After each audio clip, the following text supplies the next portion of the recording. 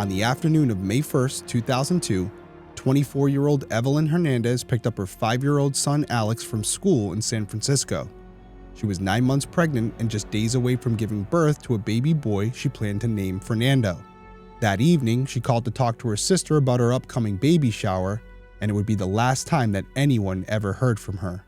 A week later, on what would have been Evelyn's due date, she and Alex were reported missing. 3 months after the report was filed, Evelyn's partial remains were found in the bay, but Alex and baby Fernando were never located. More than 2 decades have passed, Evelyn's murder remains unsolved, her sons are still missing, but her family continues to fight for answers.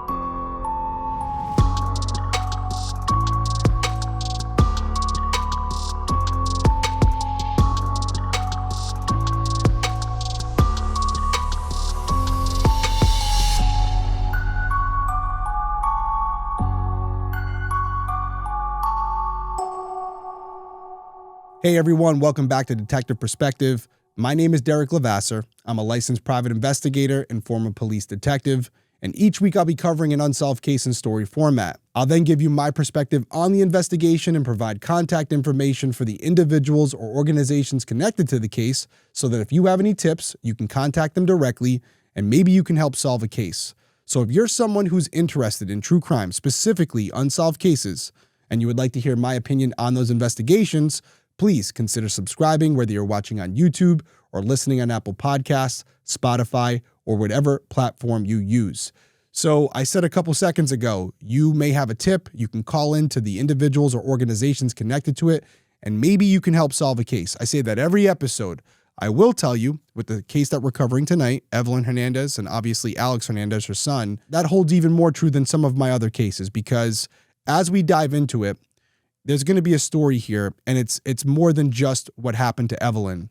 It's about the lack of coverage from not only the media, but also the engagement and the enthusiasm that was expressed by law enforcement. So there's a couple tragedies here because I don't know if it would have changed the outcome, but unfortunately now we'll never know.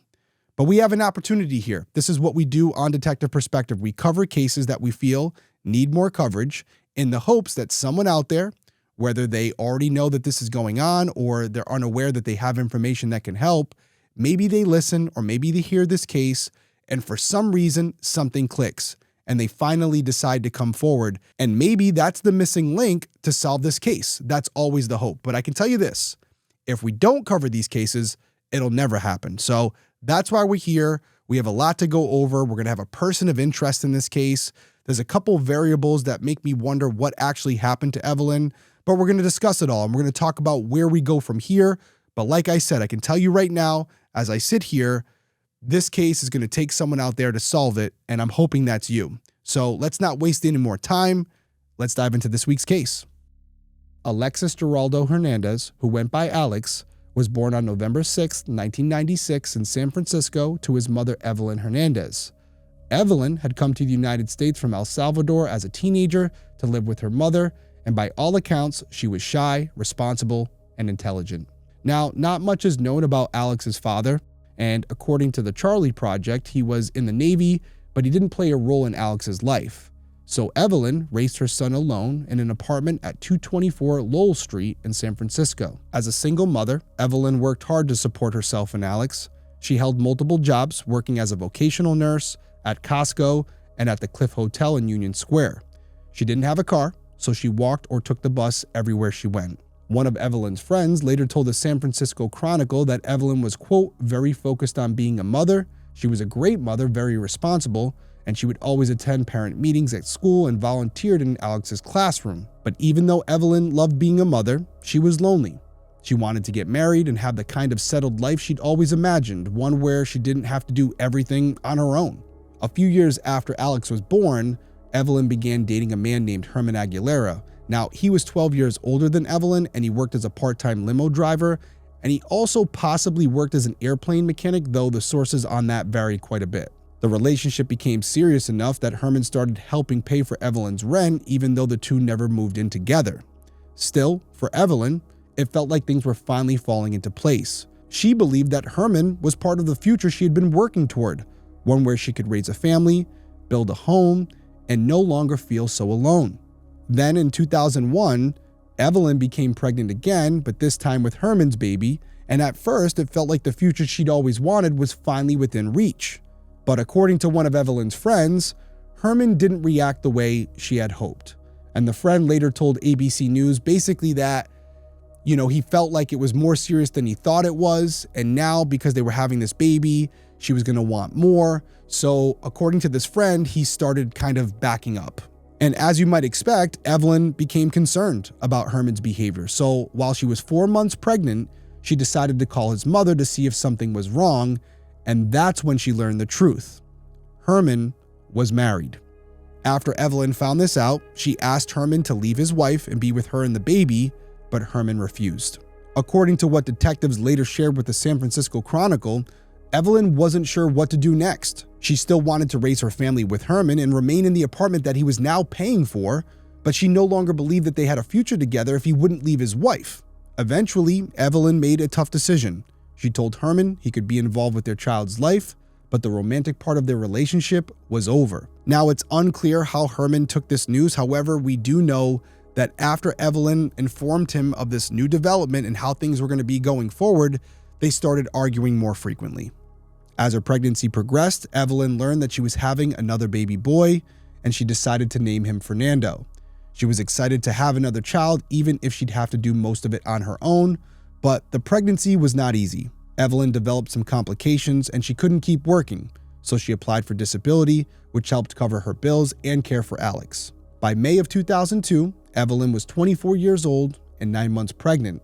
Her due date was May 7th, but tragically, she would never make it to the hospital to give birth. We're going to take a quick break, but we'll be right back, and I have to tell you, although Evelyn's case didn't get a lot of coverage, it was in the headlines for a while, and it was due to a prominent case that I guarantee you 99% of you already know. We'll be right back.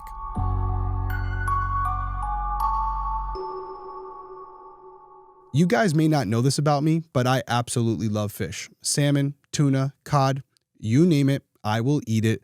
I probably eat smoked salmon and avocado 1 to 2 times a week. In fact, one of my all-time favorite dishes is miso glazed black cod, which I first had at Nobu in NYC, but now I make it at home. But that's the problem with cooking fish at home. You gotta be very careful with your seafood. You have to consider things like nutrition, taste, and sustainability. And that's where Wild Alaskan Company comes in. Wild Alaskan Company is the best way to get wild-caught, perfectly portioned, nutrition-dense seafood delivered directly to your door, and trust me, you haven't tasted fish this good. I actually got my first box the other day and it was packed. Sockeye salmon, coho salmon, Pacific halibut, Pacific cod, all the good stuff. And obviously, I had to cook it up right away, so I opened one of the sockeye salmons, cooked it in a pan with some lemon and butter. Absolutely delicious. But why is that? Why was it so good? Wild Alaskan Company's fish is 100% wild caught, never farmed. This means there's no antibiotics, GMOs, or additives. Just clean, real fish that support healthy oceans and fishing communities. And their fish is frozen off the boat to lock in taste, texture, and nutrients like omega-3s. And on top of that, because it's wild caught from Alaska, every order supports sustainable harvesting practices, and your membership delivers flexible shipments and expert tips. And if you aren't completely satisfied with your first box, Wild Alaskan Company will give you a full refund, no questions asked, no risk, just high-quality seafood. So remember, not all fish are the same. Get seafood you can trust by going to wildalaskan.com/detective for $35 off your first box of premium wild-caught seafood. That's wildalaskan.com/detective for $35 off your first order. Thanks to Wild Alaskan Company for sponsoring this episode.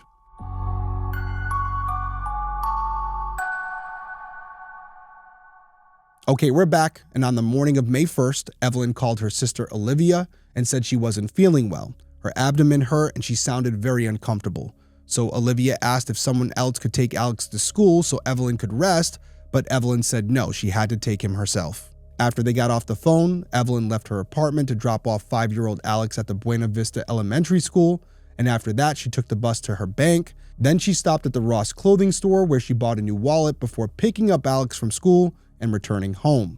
It's believed that at around 6 p.m., Evelyn picked up her mail, which included a disability benefits check, and then settled in for the night. At around 9 p.m., she called her other sister, Raina, to talk about Evelyn's upcoming baby shower. So they had their conversation, said their goodnights, and then hung up the phone. The following morning, Evelyn didn't take Alex to school, which was completely out of character for her, and no one in Evelyn's family ever heard from her or Alex again. She even missed the baby shower they had planned for her, but for reasons that remain unclear, her family didn't report her missing at that time. And before you guys go judging, let's be honest here, right? In hindsight, it's always easy to say, yeah, I would have called right away. And I think a lot of you would have. But there's other dynamics at play here. And I think maybe not all of us understand it, including me. Different cultures do things different ways. And you also have to acknowledge the fact that she's from El Salvador. Her family's from probably outside the country. They may not have had the best experiences with law enforcement over the years, and they may be apprehensive about going to them for help. I'm not saying that's the case. I haven't spoken to them directly. I say all this to say everyone has a different background. Everyone has a different story. Everyone has had different experiences. So I don't want you to judge them too hard here for not reporting her missing right away. Yes, I acknowledge they should have. There's no doubt about it. And with what had transpired and those days passing, they should have went and filed a police report. But without talking to them, I don't want to cast any stones here. Let's just take the facts as what they are. And let's leave the family alone. They've gone through enough. So let's fast forward to May 7th, Evelyn's due date. Herman reports Evelyn and Alex missing. He tells police that the last time he saw them was on April 30th. He says he went to IKEA that day to buy Alex a bed, brought it back to Evelyn's apartment, and then he put it together. Later, he met Evelyn at San Francisco General Hospital where they had a routine prenatal exam, and afterward he went back home to his wife, and he never saw Evelyn or Alex again. After Evelyn was reported missing, detectives contacted local hospitals and came up empty. They even reached out to medical examiners across California, but there was no sign of Evelyn or Alex anywhere. Detectives continued their search by checking with friends and family in both the United States and in El Salvador, but no one had heard from Evelyn. They also tracked down Alex's father, who was living in Puerto Rico. He explained that he had never been part of Alex's life, and detectives later confirmed that he was not a suspect in the case. With no sign of Evelyn or Alex anywhere, detectives theorized that Evelyn had left on her own to have the baby, and they believed she'd return on her own when she was ready. This is just crazy to me. There's nothing to indicate she left on her own. They were able to look in different areas and see things that didn't align with someone who packed up their belongings to go somewhere else, and yet they come to this theory without any supporting evidence that, oh yeah, she's going to be talking to her sisters the night before, and then all of a sudden she's just going to up and go somewhere with no help, no family, no resources, no money, and she's just going to have this baby somewhere. And yet they checked all the hospitals and there's no reports of her. So I don't know how they come to this conclusion, but I'm not here to justify their opinions or their actions. I'm just here to tell you what we've learned. So because detectives initially theorized that Evelyn had gone off on her own to have this baby, they didn't alert the public or the media about her or Alex's disappearances. And as a result, no one outside of Evelyn's family and Herman knew they were even missing. But on May 31st, that theory changed after an unidentified person showed up at the police station with new information. They explained that in early May, they found a seemingly brand new wallet in a gutter on Linden Avenue at Canal Street, and inside the wallet were two $20 bills and a disability check made out to a woman named Evelyn Hernandez. Hoping to return the wallet and its contents, the person went to Evelyn's apartment and tried to give it back to her, but she never came to the door. They went back several times throughout the month, but she still didn't answer, so finally they decided to go to the police and turn it in. When detectives examined the wallet, they realized it was the same one Evelyn had purchased at Ross on May 1st, and if you remember, that was the last day she was ever heard from. They were also familiar with the area where the wallet was found. It was just 2 blocks from the limousine company where Herman worked and right across the street from a gas station he often visited. According to the San Francisco Chronicle, detectives went to the area and thoroughly searched for evidence. And when that search turned up nothing, they expanded their efforts and used dogs along the banks of a nearby shallow canal that led to the bay, but again, nothing was found. I also want to note that law enforcement did search Evelyn's apartment, and inside they found both her and Alex's passports, but her cell phone was missing. So let's unpack that a little bit without taking too much out of this very limited information. On one hand, the passports being there suggests she didn't leave the country and she wasn't planning on going somewhere in a far distance for a long period of time. If that were the case, more than likely she would have taken that identification for her and her son. The cell phone missing is interesting because you can go a couple ways with it. When we leave our house, what do you normally take? You'll take your cell phone and you go out, but it doesn't appear she took her keys. And I'm not completely sure if they were there or not, but the door was locked. Now, another angle with the phone could be if she was inside the apartment and someone came over and something horrific happened, this person may have taken the phone to make it at least appear like she had left under her own power, not realizing that the passports were still behind. And from what I can gather, and I've looked up a couple things, there's not a lot of information about it, it doesn't appear that there was bags packed and a lot of her clothing was missing. So again, if we're to think that she was going somewhere to have this baby or just kind of get away, there's nothing to indicate that. But the cell phone missing does suggest that either she left on her own or someone took her cell phone to at least give the impression that she left on her own. But if that was the case, who would this person be, right? It would have to be someone who was allowed to be over there, who wasn't a stranger to Evelyn. Otherwise, I would think that other residents would have heard some type of disturbance. And from what I can gather, there doesn't appear to be any sign of struggle in Evelyn's apartment. So this, to me, at least at this point, suggests if someone came over, it was someone she was familiar with. So with all this new information, detectives had a new theory, and it wasn't as optimistic as the first one. They now believe that Evelyn, her unborn son, and Alex had likely been met with foul play. For the first time, they went to the media and shared Evelyn's story, asking the public to come forward with any information. Now, the homicide unit took over the investigation and held a press conference for the first time since Evelyn and Alex disappeared. And one detective actually acknowledged the mistake in waiting so long, stating, quote, "It's hard to turn back the clock and get what we would have gotten if we had major publicity from the get-go." And I will say this, I'm glad to see the public acknowledgement, although it's not going to change anything at this point. But I'll also say that the wording of this was interesting because on one hand, they're saying it would have been good to get this information out immediately so they could have a lot of the public involved from the start. But it almost sounded like, to me, like they were putting this a little bit on the media. Maybe I'm just reading into it too much.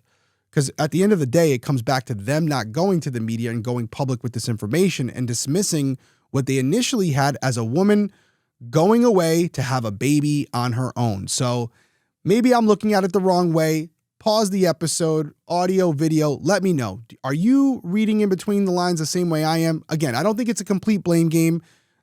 I do believe at my core, they came out to say, hey, we messed up. There's no doubt about it. We messed up. And if we had taken this case more seriously and done things differently, we might have more people coming forward. I do acknowledge that, but I don't know. I always feel like there might be a little something there just to say, hey, it's not all on us.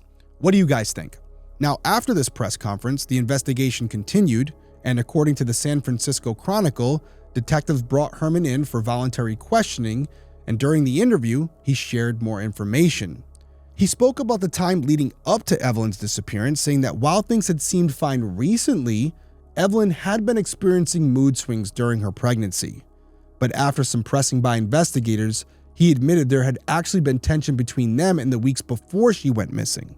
Herman went on to state that he had called Evelyn several times on the night of May 1st, but she never answered.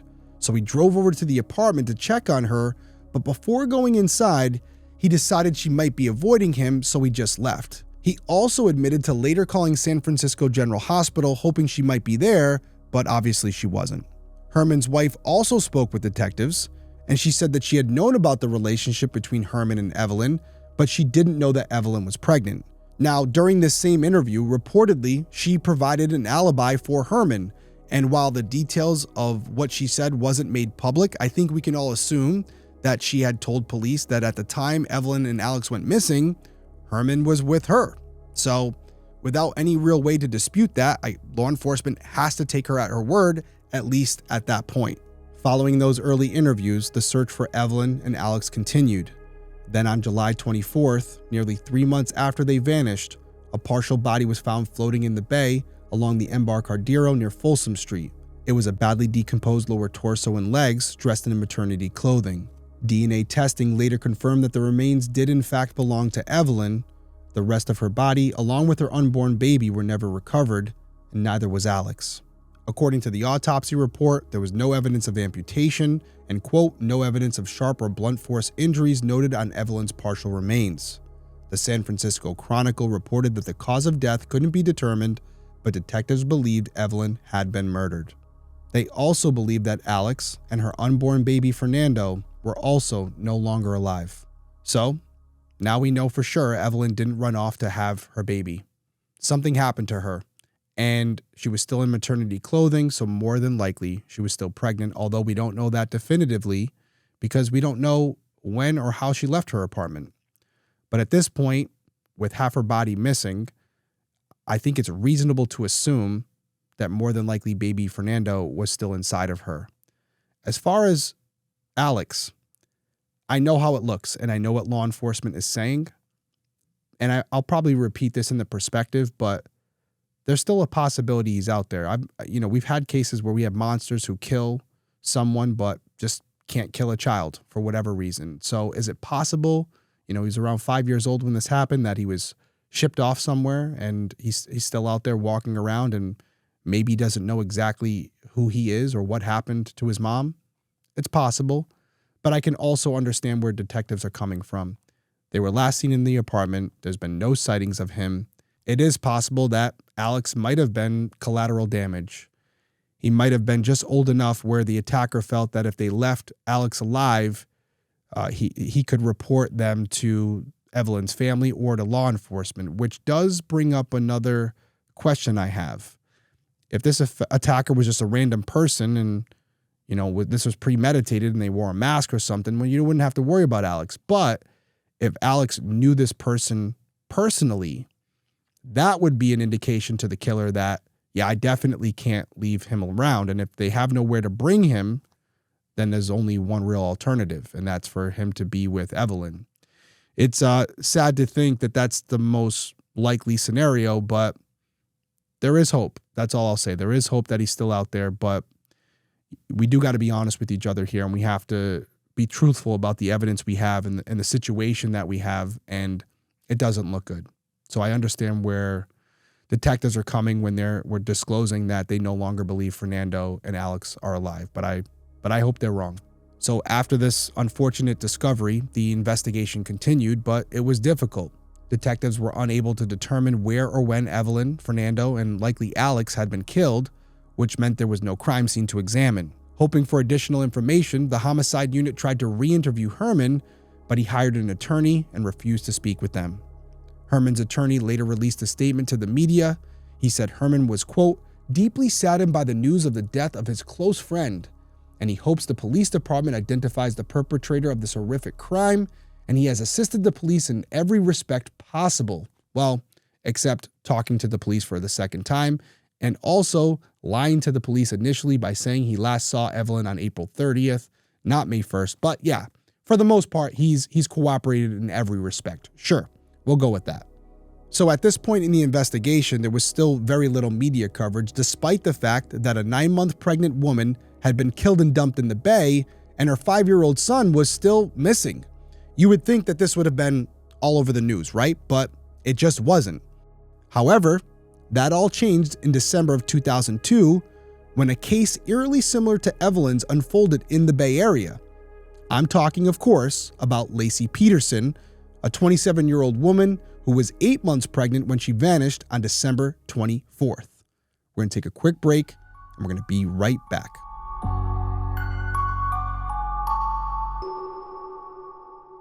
You guys have heard me say it many times before. Your nighttime bedroom temperature has a huge impact on your sleep quality. So if you wake up too hot or too cold, I highly recommend you check out Miracle Made's bed sheets. Miracle Made sheets are inspired by NASA and uses silver-infused fabrics that are temperature regulating so you can sleep at the perfect temperature all night long. And we've talked about this gross fact before, but traditional bed sheets can harbor more bacteria than a toilet seat, which can lead to acne, allergies, and overall, it's just gross. I think we can all agree on that. And Miracle Made offers a whole line of self-cleaning antibacterial bedding, such as sheets, pillowcases, and comforters that prevent up to 99.7% of bacterial growth and require up to 3 times less cleaning. So yes, they're temperature regulating and they stay cleaner longer, but what's the most important thing about sheets?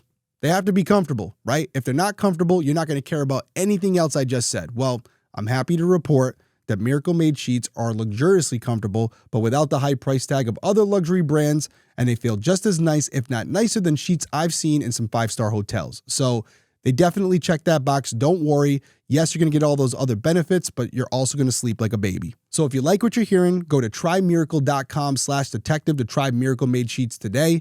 And whether you're buying them for yourself or as a gift for a loved one, if you order today, you can save over 40%. And if you use my promo code detective at checkout, you'll also get 3 free towels and save an extra 20%. And Miracle is so confident in their product, it's backed with a 30-day money-back guarantee. So if you aren't 100% satisfied, you'll get a full refund. So upgrade your sleep today with Miracle Made by going to trymiracle.com/detective and use the code detective to claim your free 3-piece towel set and save over 40%.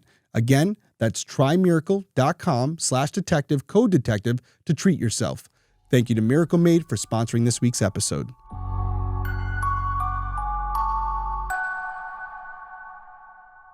All right, we're back. And as I mentioned before the break, Laci Peterson goes missing on December 24th. And there really were a lot of parallels between her and Evelyn's case. You have a young woman disappears close to her due date, and the father of her child is having an affair, right? Our boy Scott Peterson. But there was one major difference between the two stories. Laci became a national media sensation, a stark contrast to what Evelyn and Alex's family had experienced. It wasn't until after Laci disappeared that the local media finally began paying attention to Evelyn and Alex's case. And this was deeply upsetting to her family. Evelyn's sister Olivia later told People, quote, "The police and journalists ignored my sister because she was poor and from El Salvador. She wasn't middle class and married like Laci Peterson." A friend of Evelyn's echoed that frustration in an interview with the San Francisco Chronicle. They said, quote, "This girl, Laci, they have money and there is a family behind her. Who cares about Evelyn?" None of it seemed fair. And even detectives from the San Francisco Police Department acknowledged the disparity. One officer told the Chronicle, quote, "It was embarrassing that Evelyn's case hadn't received more coverage." He said, quote, "We've pushed and asked for and received as much as we possibly could, but we don't make the decision on what gets covered and what doesn't." Media attention on both cases continued in April of 2003 after the remains of Laci and her unborn son were found along the shoreline of the bay. Not long after, as most of you know, Laci's husband Scott was arrested and charged with first-degree murder for her death and second-degree murder for the death of their unborn child. And during the early court proceedings, Scott's defense attorneys tried to tie Laci's case to Evelyn and Alex's cases. They argued that they were entitled to access the police file in Evelyn's case, claiming it might contain evidence pointing to, quote, "the actual perpetrators of Laci's murder." But the judge denied the request, stating that there was nothing in Evelyn's file that connected the two cases. After this development, media coverage of Evelyn's murder and Alex's disappearance slowed way down. It seemed like the media was no longer interested in covering the case if it wasn't tied to Laci's. That's really unfortunate, because it's true. That's 100% the case. They were only interested in Evelyn and Alex if it tied somehow back to Laci, who was this young white woman. Their family had money, and the way she disappeared and how she was found, that's what it was all about. And then you have Evelyn and Alex. You have a woman who's from El Salvador, poor, doesn't have the same allure that Laci's case has. And so if they're not getting clicks and views, the media is not going to cover it. And that's the sad reality. So I completely concur with Evelyn's friends and family. Evelyn was not even on the media's radar, even after law enforcement brought it to their attention, because what it really comes down to is, what are people going to read? What are they going to watch? Take Laci's case, for example. Yes, we covered it. We wanted to go through start to finish to decide how we felt about the case, and we came to the conclusion that Scott's guilty. Yet, if you look on different networks, they're doing docuseries on Laci's case and then how Scott's innocent and he didn't do it. And then there's a rebuttal docuseries to how he did do it. And that's just going to keep going on and on. I just saw again It's back in the news because Scott's appealing it again. He has a group behind it where they believe he's innocent and they can prove it. And who knows? Who knows where it's going to go? But you know what you haven't heard about? Evelyn and Alex. And you probably won't. And that's why we have to cover it here. Her story needs to be told. You need to know what happened to her. And we all need to know that she doesn't have the answers yet. And her family deserves it. In May, police gave an update on Evelyn and Alex's case, hoping to keep public focus on their investigation. They said they still didn't have any suspects or strong leads, and one detective said, quote, "At this point, it's going to take people to come forward and remember something." Around that same time, Evelyn's family shared additional information they had learned about Herman. Not only was he having an affair with Evelyn, he also had a second girlfriend. It's a really good guy. Now, while they didn't directly accuse Herman of killing Evelyn, they urged detectives to keep investigating him. One of Evelyn's friends told reporters, quote, "We're not going to stop until we know what happened. We want to pressure the police to keep investigating." A few months later in July, the police were asked to comment on where the case was currently at, and surprisingly, they said, quote, "We're watching the boyfriend. We don't have enough credible evidence to charge him with anything." And to me, that is fascinating because what they're not saying is that he's been cleared or that he's cooperating. Simply saying, we're looking at the boyfriend, we just don't have enough to get it over this hurdle so we can actually press charges. That's revealing. They don't have to do that. There's really no incentive other than letting Herman know how they feel about the case and what they're currently doing. So this was fascinating to me. Regardless of what Herman's attorney has said, law enforcement is telling us directly, we're looking at Herman for this. We just don't have enough evidence to support the crime. And law enforcement didn't stop there because the following year, they came out and said publicly that they wanted to speak to Herman again, but this time as a person of interest. Unfortunately, after that, the case went quiet and there were no other major developments. As of this recording, Alex and Fernando are still missing and Evelyn's murder remains unsolved. All right, let's dive into this perspective, and I want to start with Alex because I talked about him a lot in the episode as far as his potential current status. He may still be out there. He may no longer be with us if he was in the water. At this point in time, with so many years passing, it's highly unlikely that we're going to find him. Same thing with Fernando. I don't think that Evelyn had given birth yet, so the fact that half her body was found, that may be an indication that she was still pregnant. When we think about soft tissue breakdown and decomposition, especially in water, that area is going to be a lot more stretched out, a lot thinner. So as the body starts to break down, it could have separated with Fernando still inside. And that may be why her body was in half like that. That would explain it. I think something similar occurred with Lacey as well. But back to Alex, we can't give up hope.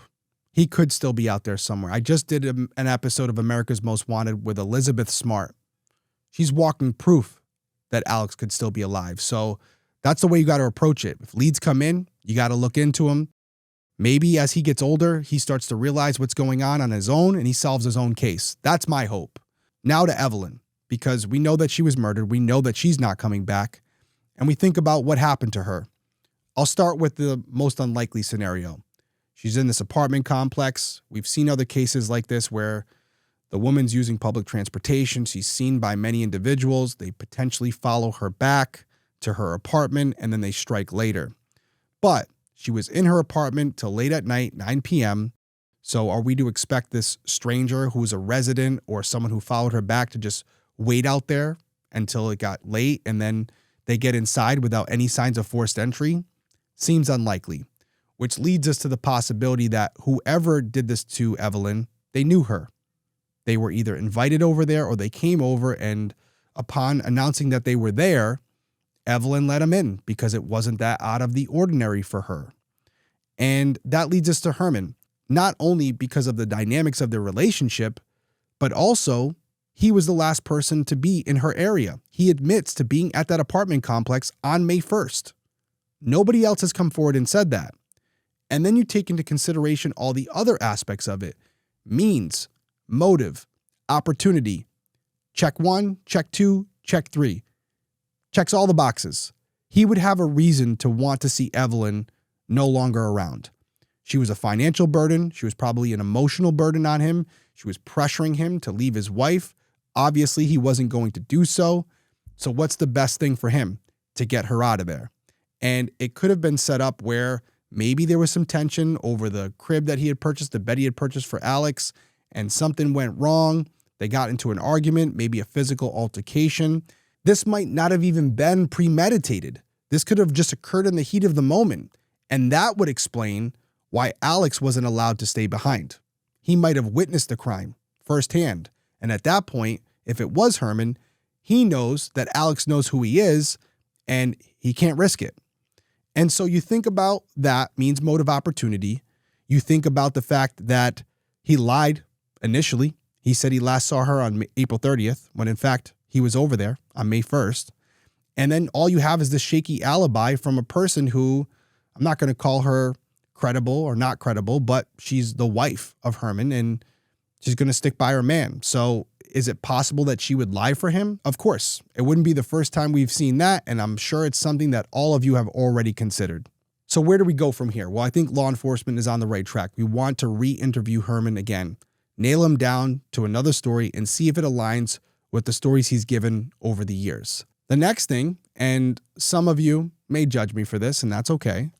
A small part of me hopes that maybe Herman's wife realizes that maybe Herman's up to his old ways and reverting back to what he was doing back in the day, and they get divorced, and that divorce is not amicable, not on good terms. And at that point, she decides, hey, why am I covering for this guy? There's no need to. And she goes back to law enforcement and gives a true account of what happened that night, if she didn't the first time. If that happens, Herman's in a lot of trouble. And candidly, if Herman is responsible, then he already knows that. And more than likely, he's going to do everything in his power to make sure that she is happy for the rest of her life. The final thing would be public cooperation, which is what law enforcement has been trying to get all these years. There may have been someone out there who heard or saw something on the night of Evelyn's disappearance, or maybe days after, that they didn't think was valuable at the time, but after hearing this story and revisiting what they observed, maybe it's Herman, maybe it's Evelyn, you can see the picture on the screen right now, report it. Call into law enforcement. Let them know. It might seem completely benign to you. Let them determine that. Don't take it on your own. I always say, you're not the detective. You don't know what they have. Call it in. It may seem insignificant to you, but it may break the case wide open. So, as always, just to recap, Evelyn Hernandez was 24 years old and 9 months pregnant when she went missing on May 1st, 2002. She was last seen at her apartment in San Francisco after spending the day running errands and picking up her 5-year-old son Alex from school. Evelyn's partial remains were later found in the bay, but her unborn son Fernando and her son Alex have never been located. When 5-year-old Alex went missing, he was 4 feet tall and 45 pounds, with brown hair and brown eyes. Anyone with information in this case is urged to contact the San Francisco Police Department Cold Case Unit at 415-553-1450. As always, my final words go out to the friends and family of Evelyn, Alex, and Fernando.